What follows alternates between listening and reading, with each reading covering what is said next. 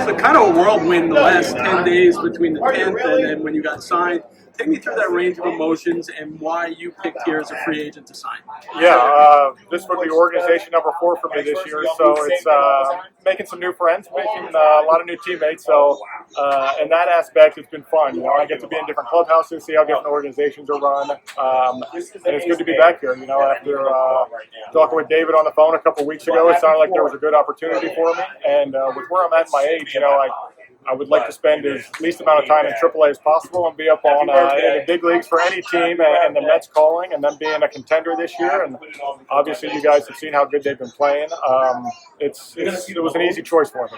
And the Grand Slam was kind of like the topping on the cake in the minors. Like that was like, all right, guys, hey, call me up. That might have been the cherry on top, right? Hey, I'm ready. Let's go.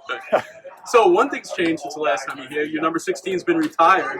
When you got here, any affinity to the number 21? How did you get that number? It was given to me. You know, I'm glad it's low. It's a good number. But yeah, 16 is now in the rafters. So I guess I can say I was the last one to wear it. There's not a name up there. I'm looking at it now, so maybe people think for some reason they retired my jersey. You've been known a great clubhouse guy, energy guy. The Mets sent down Acuna. He was, a guy that gave them some speed, but they had a glut of middle infielders, and third base. They need center field help, that series down. How important is knowing that that's a great role for you to fit? Yeah, I mean, that's kind of been my MO for the last few years, able to play all 3 outfield positions at a high level, able to steal a base, hopefully at any given moment, 8th inning, 7th inning, 9th inning, it doesn't matter, go out and get a base and give you professional at bats. That's kind of been my MO, and it feels good when good organizations value that. What was the Texas, that championship run like for you? Incredible.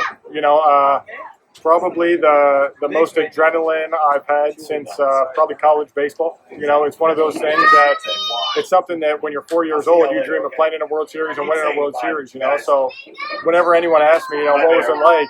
I say it wasn't very fun. It's stressful during the time. The celebration is fun. The ring is great. The trophy's awesome.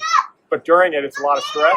But yeah, in the same breath, it's one of those things that whatever your dream is when you're 4 years old, if you accomplish that in your life, it's the same exact feeling. It's complete euphoria. It's emotional. It's great, and we had such a great group of guys over there to do it with. It's memories and friendships that'll last forever. You've gotten the opportunity to play for a lot of really good managers. The first time here, Buck over there from Spochi.